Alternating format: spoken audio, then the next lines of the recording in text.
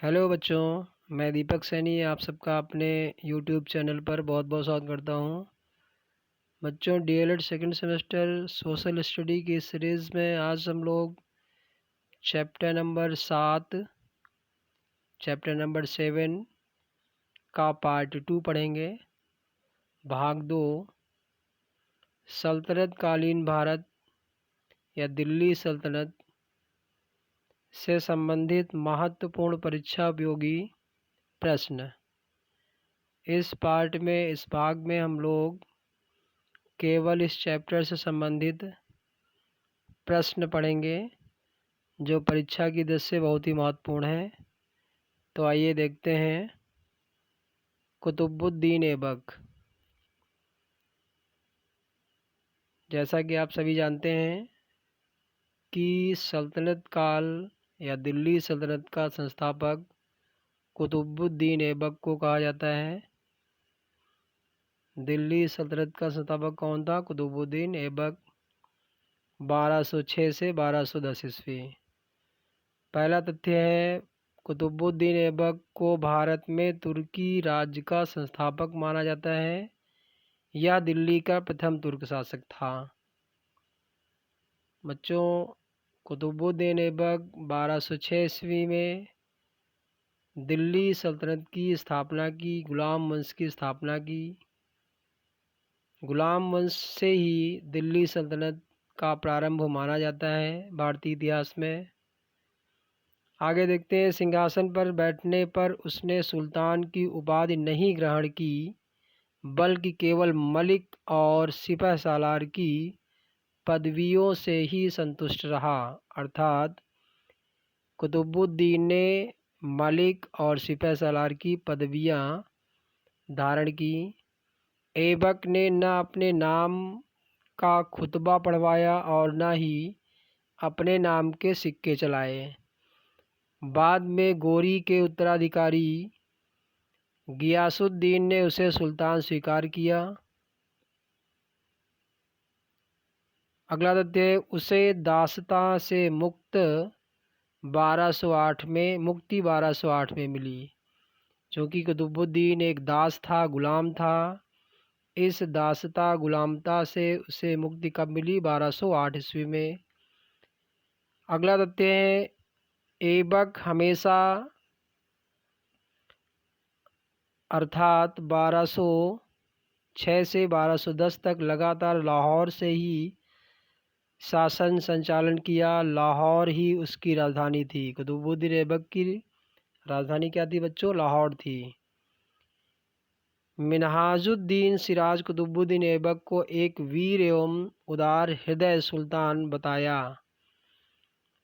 बच्चों, मिन्हाजुद्दीन सिराज एक महत्वपूर्ण प्रमुख इतिहासकार हैं, प्रसिद्ध इतिहासकार हैं। कुतुबुद्दीन ऐबक को क्या बताया? वीर और उदार हृदय सुल्तान बताया। यह लाखों में दान दिया करता था तथा अपनी असीम उदारता के लिए उसे लाख बख्श कहा गया। तो कुतुबुद्दीन ऐबक को उसकी उदारता और दान देने के गुण के कारण उसे लाख बख्श कहा गया। अगला तथ्य है, इल्तुतमिश ने सुल्तान के पद को वंशानुगत बनाया। क्या बनाया? सुल्तान के पद को वंशानुगत बना दिया। वंशानुगत छात्रों होता है अर्थात ऐसा शासन जिसमें परिवार का बड़ा पुत्र पिता की मृत्यु के बाद, राजा की मृत्यु के बाद शासन भार संभालता है, उसे वंशानुगत शासन व्यवस्था कहते हैं। आगे देखते हैं। मोहम्मद गोरी ने 1206 में खोखरों के विद्रोह के समय इल्तुतमिश की असाधारण योग्यता के कारण उसे दासता से मुक्त कर दिया। 1229 ईस्वी में उसे बगदाद के अब्बासी खलीफा से मान्यता का अधिकार पत्र प्राप्त हुआ, जिसने सुल्तान के रूप में उसकी स्वतंत्र स्थिति एवं दिल्ली सल्तनत को औपचारिक मान्यता प्राप्त हुई। 1234 से 35वीं में तुर्कों ने भिलसा के एक प्राचीनतम हिंदू धर्म तथा उज्जैन के महाकाल के मंदिर को लूटा और नष्ट कर दिया।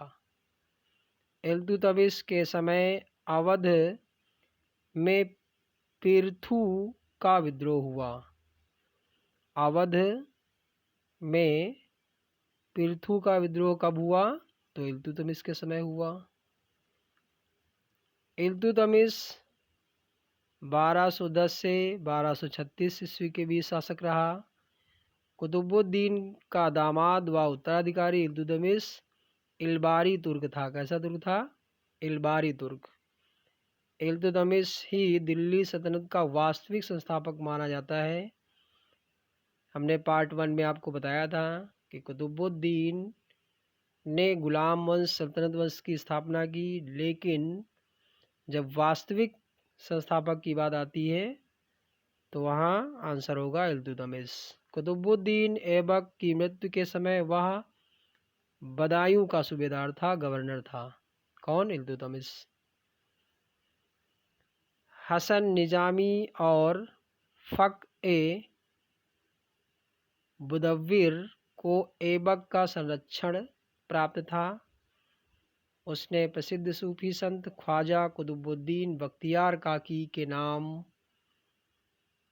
से दिल्ली में कुतुब मीनार की नींव रखी, जिसे इल्तुतमिश ने पूरा कराया। तो यहाँ प्रश्न बनता है कि कुतुब मीनार की नींव किसने रखी? तो कुतुबुद्दीन ऐबक ने रखी। किसके स्वागत में, किसके सम्मान में? तो यहाँ आंसर होगा ख्वाजा कुतुबुद्दीन बख्तियार काकी के, जो एक सूफी संत से, उनके नाम पर कुतुबुद्दीन ऐबक ने कुतुब मीनार की नींव रखी, जिसे बाद में इल्तुतमिश ने पूरा कराया। तराइन के द्वितीय युद्ध के बाद गोरी ने ऐबक को अपने मुख्य भारतीय प्रदेश का सूबेदार नियुक्त किया। 1210 में चौगान खेलते समय घोड़े से अचानक गिर जाने के कारण इसकी मृत्यु हो गई। तो इल्तुतमिश की मृत्यु कब हुई?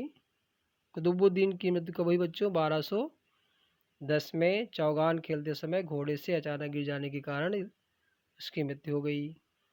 कुतुबुद्दीन का उत्तराधिकारी उसका अनुभवहीन व अयोग्य पुत्र आराम शाह था, किंतु इल्तुतमिश ने इसे अपदस्थ करके सिंहासन पर अधिकार कर लिया।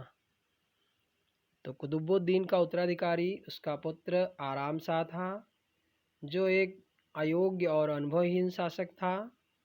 उसको हटाकर, उसको अपदस्थ करके, उसको मारकर इल्तुतमिश ने सिंहासन पर अपना अधिकार कर लिया।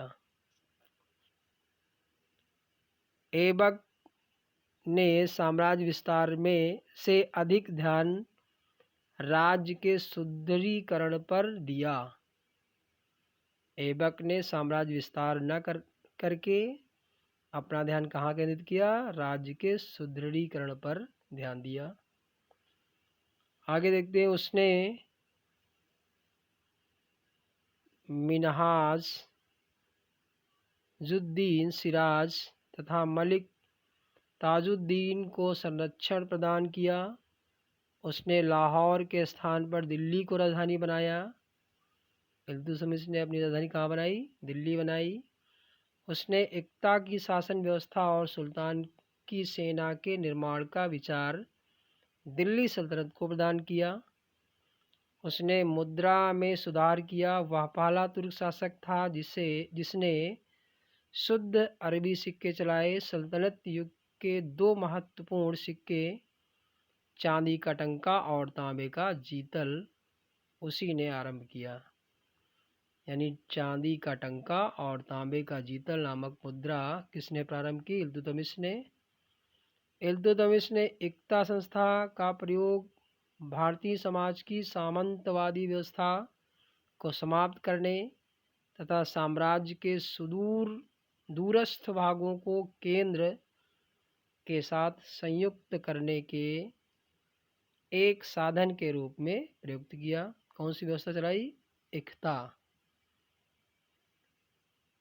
डॉक्टर के निज़ामी के अनुसार ऐबक ने दिल्ली सल्तनत की रूपरेखा के बारे में सिर्फ दिमागी खाका बनाया।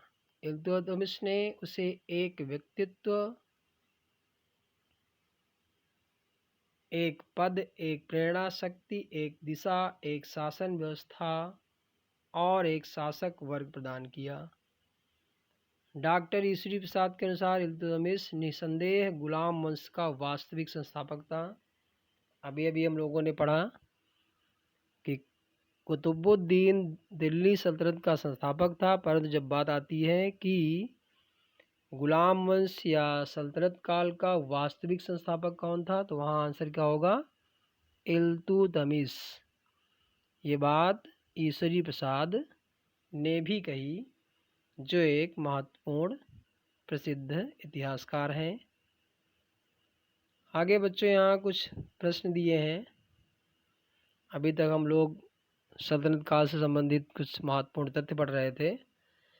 अब विभिन्न प्रश्नों उत्तर दिए हैं। पहला प्रश्न है 1206 ईस्वी से 1290 ईस्वी तक उत्तरी भारत में शासन करने वाले सुल्तानों के लिए सबसे उचित संज्ञा होगी।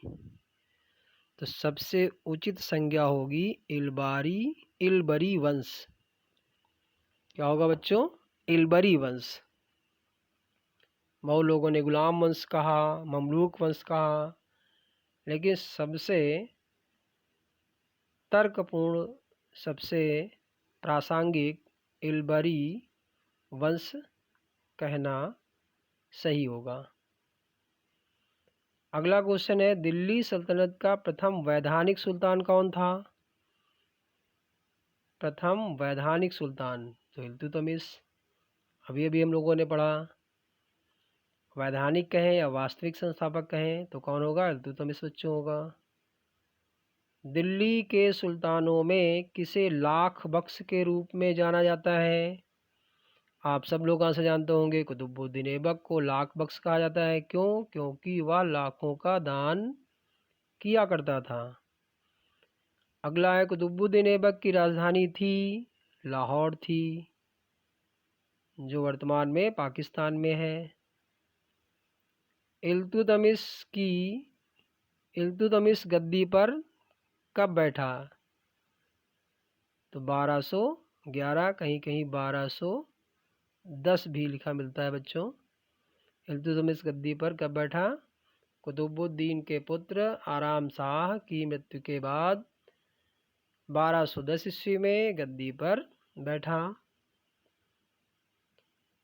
कुतुबुद्दीन ऐबक की मृत्यु कैसे हुई? तो चौगान खेलते हुए। चौगान, आप लोगों ने पोलो खेल सुना होगा, घोड़े पर बैठ कर खेलते हैं। चौगान खेलते हुए उसकी मृत्यु हो गई, घोड़े से गिरकर। दिल्ली सल्तनत के किस सुल्तान का कोई भी सिक्का प्राप्त नहीं हुआ? तो कुतुबुद्दीन ऐबक का कोई भी सिक्का प्राप्त नहीं हुआ, क्योंकि वह बहुत दिन तक शासन नहीं कर पाया। अपने साम्राज्य को सुदृढ़ीकरण करते ही उसकी मृत्यु हो गई। इल्तुतमिश गद्दी पर बैठने के पूर्व कहाँ का सूबेदार था? तो बदायूं का सूबेदार था। इल्तुतमिश गद्दी पर बैठने से पूर्व कहाँ का सूबेदार था? तो कहाँ का? बदायूं का था। रजिया सुल्तान ने कितने वर्ष तक शासन किया? तो मात्र 4 वर्ष तक। कितने वर्षों तक? 4 वर्ष तक शासन किया, 1236 से 1240 तक। कितने वर्षों तक? 4 वर्षों तक। इल्तुतमिश की मृत्यु तथा गयासुद्दीन बलबन के सिंहासन पर बैठने के पूर्व दिल्ली में कितने शासकों ने शासन किया? तो 4 शासकों ने शासन किया। किसके मध्य? इल्तुतमिश की मृत्यु तथा गयासुद्दीन बलबन के सिंहासन पर बैठने के पूर्व दिल्ली में कितने शासकों ने शासन किया? तो 4 शासकों ने। अगला क्वेश्चन, इल्तुतमिश को बगदाद के खलीफा द्वारा खिलअत कब प्राप्त हुई? तो आंसर होगा 1229 ईस्वी में। अगला क्वेश्चन है, इल्तुतमिश ने किसे अपना उत्तराधिकारी चुना?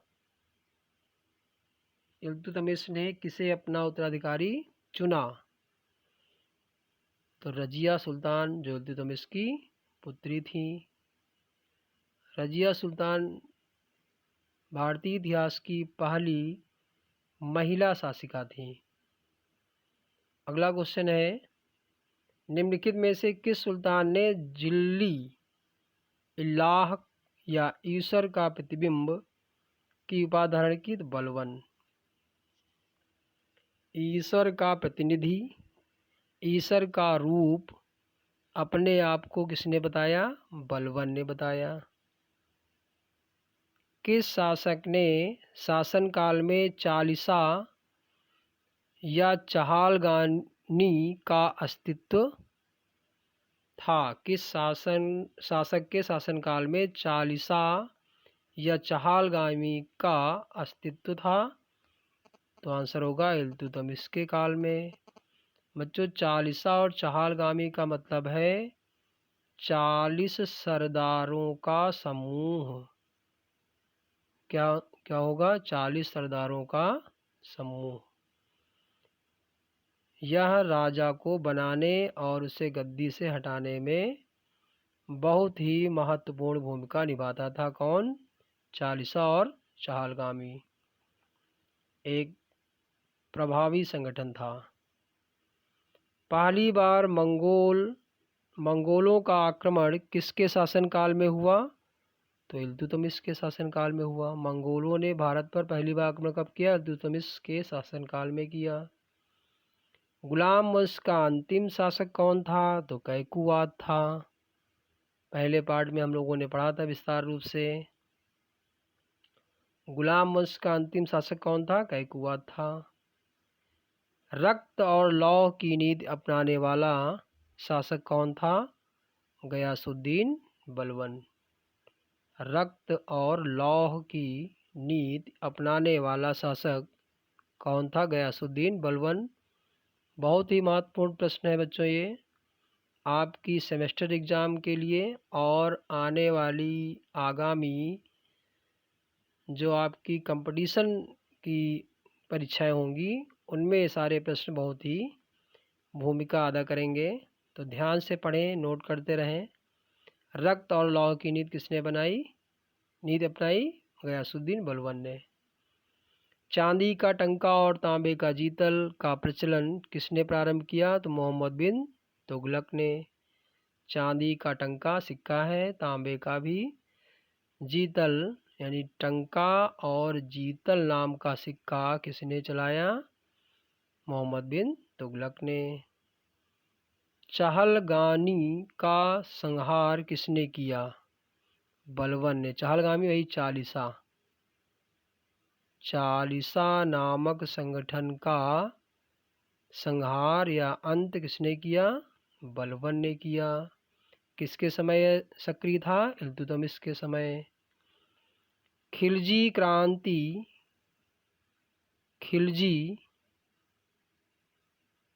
क्रांति कब हुई? 1290 ईस्वी में। खिलजी वंश का संस्थापक कौन था? तो आंसर होगा जलालुद्दीन खिलजी। अलाउद्दीन खिलजी का सुल्तान दिल्ली का सुल्तान कब बना? तो 1296 ईस्वी में। अलाउद्दीन खिलजी जलालुद्दीन खिलजी का भतीजा और दामाद था। अलाउद्दीन ने अपने चाचा की मृत्यु करके सिंहासन पर अपना अधिकार जमा लिया। कब? 1296 ईस्वी में। तभी आंसर क्वेश्चन बनता है, अलाउद्दीन खिलजी दिल्ली का सुल्तान कब बना? तो 1296 ईस्वी। पद्मिनी की कथा का उल्लेख मिलता है पद्मावत में। किसने लिखी? मलिक मोहम्मद जयसी ने लिखी। गोरा व बादल प्रसिद्ध सैनिक थे चित्तौड़ के। कहाँ के थे? चित्तौड़ के, रानी पद्मिनी के साथ। अलाउद्दीन खिलजी के द्वारा जीते गए दक्षिण भारत के 4 राज्य कौन कौन थे? तो देवगिरी, तेलंगाना, होयसल और पांड्य। अलाउद्दीन ने गुजरात आक्रमण के समय वहाँ का शासक वघेला शासक कर्ण। अलाउद्दीन ने जब गुजरात पर शासन किया, गुजरात विजय की, तो वहाँ का शासक कौन था? बघेला शासक कर्ण था। अलाउद्दीन का प्रसिद्ध सेनानायक नसरत खां किस युद्ध में मारा गया? चित्तौड़ के युद्ध में मारा गया। अलाउद्दीन ने चित्तौड़ का घेरा कब डाला? चित्तौड़ पर घेरा कब डाला? 1303 ईस्वी में। अलाउद्दीन खिलजी द्वारा जीते गए राज्यों का कालक्रम क्या है? तो पहला गुजरात, रणथंभौर, चित्तौड़ और जालौर। अलाउद्दीन के दक्षिण भारत का अभियान के दौरान किस सेना नायक का योगदान सराहनीय रहा? तो मलिक काफूर का। मलिक काफूर बहुत ही बहादुर सेना नायक था अलाउद्दीन खिलजी का। अलाउद्दीन ने देवगिर पर कितनी बार आक्रमण किया? तो 2 बार आक्रमण किया। अगला, सल्तनत कालीन वह कौन सा सुल्तान है जो पैदाइशी हिंदू था, बाद में मुसलमान हो गया? कौन? नासिरुद्दीन खुसरवशाह। नासिरुद्दीन खुसरवशाह पहले पैदाइशी हिंदू था, बाद में उसने मुस्लिम धर्म अपना लिया। दिल्ली सल्तनत में अख्ता प्रणाली का प्रारंभ किसने किया? इल्तुतमिश ने। इख्ता भी कहते हैं इसे, इख्ता या अख्ता। किसने प्रारंभ की प्रणाली? इल्तुतमिश ने। किस शासक के समय राजधानी दिल्ली से आगरा स्थानांतरित की गई? तो सिकंदर लोदी के समय में। सैयद वंश का संस्थापक कौन था? सैयद वंश का संस्थापक गाजी मलिक या खिज्र खां था। खिज्र खां। सल्तनत कालीन शासकों में सबसे अधिक शासन करने वाला शासक कौन था? फिरोज तुगलक था। राजधानी दिल्ली से दौलताबाद स्थानांतरित करने वाला सुल्तान मोहम्मद बिन तुगलक था। इसे पागल बादशाह भी कहते हैं इतिहासकार।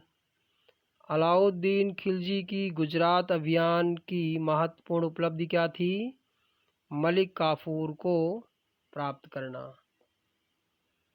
तैमूर लंग का आक्रमण कब हुआ? तो 1398 ईस्वी में। भारत पर तैमूर ने आक्रमण कब किया? 1398 ईस्वी में। इसका उद्देश्य था भारत की धन संपत्ति को लूटना। दक्षिण भारत की विजय करने वाला भारत का प्रथम शासक कौन था? अलाउद्दीन खिलजी। अलाउद्दीन खिलजी इतिहास का बहुत ही महत्वाकांक्षी शासक था सल्तनत काल का। इसने पूरे विश्व को विजित करने की महत्वाकांक्षा रखी। भारत में भी इसने विभिन्न राज्यों को जीता और एक बड़ा साम्राज्य स्थापित किया। सल्तनत काल का विवादास्पद शासक कौन था? मोहम्मद बिन तुगलक। विवादास्पद शासक कौन था? मोहम्मद बिन तुगलक। उस दक्षिण भारतीय राजा का नाम क्या था जिसने 1303 में अलाउद्दीन खिलजी की सेना को परास्त किया? तो प्रताप रुद्र द्वितीय था। यह किसके बारे में कहा जाता है कि उसे 8 दिल्ली के सुल्तानों का काल देखा था? तो अमीर खुसरो को कहा जाता है कि इन्होंने दिल्ली के 8 सुल्तानों का शासनकाल देखा। राजकीय मुकुट का प्रत्येक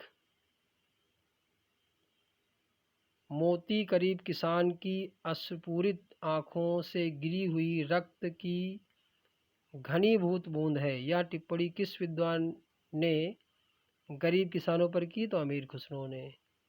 एक बार फिर से देख लीजिए। राजकीय मुकुट का प्रत्येक मोती गरीब किसान की अश्रुपूरित आँखों से गिरी हुई रक्त की घनीभूत बूंद है। किसने कहा? अमीर खुसरो ने कहा। कहाँ के शासकों ने सुल्तान उस सर्क की उपाधि धारण की? तो जौनपुर के शासकों ने। कौन सी उपाधि धारण की? सुल्तान उस सर्क। अगला क्वेश्चन है, अपने राज्यारोहण के बदले मुक्ति के रूप में इल्तुतमिश के पास कौन सा इक्ता था? बदायूं था। खजायन उल फुतूह में किसके सैनिक अभियानों का विवरण है? दक्षिण भारत के अभियानों में मलिक काफूर का विवरण है। अगला क्वेश्चन रिपीट हो गया बच्चों। अलाउद्दीन खिलजी के द्वारा सैन्य व्यवस्था में क्या क्या सुधार किए गए? तो सैनिक जांच, दाग प्रथा, हुलिया प्रथा। अलाउद्दीन खिलजी की सैन्य व्यवस्था बहुत ही प्रसिद्ध सैन्य व्यवस्था मानी जाती है बच्चों। उसने अपनी सेना में सैनिकों की जांच, दाग प्रथा यानी घोड़ों पर चिन्ह लगाने की प्रथा, दाग प्रथा से मतलब है घोड़ों पर मोहर या निशान लगाने की प्रथा, और हुलिया प्रथा यानी प्रत्येक सैनिक का हुलिया लिखने की प्रथा प्रारंभ की, जिससे सेना में गुणवत्ता बनी रहे। अगला क्वेश्चन है, गाजी शब्द का अर्थ क्या था? काफिरों का वध करने वाला। गाजी शब्द का अर्थ क्या है? काफिरों का वध करने वाला। लास्ट में बच्चों, भारत में दासों के व्यापार पर प्रतिबंध किसने लगाया? तो फिरोज तुगलक ने लगाया। दासों यानी गुलामों के व्यापार पर प्रतिबंध किसने लगाया? फिरोज शाह तुगलक ने। बच्चों, ये दिल्ली सल्तनत से संबंधित महत्वपूर्ण परीक्षा योग्य प्रश्न थे। इन प्रश्नों को आप अपनी कॉपी में नोट कर लें। धन्यवाद। हम लोग अगले चैप्टर के साथ अगले वीडियो में जल्द उपस्थित होंगे। अपना ध्यान रखें, घर पे रहें, पढ़ाई करते रहें।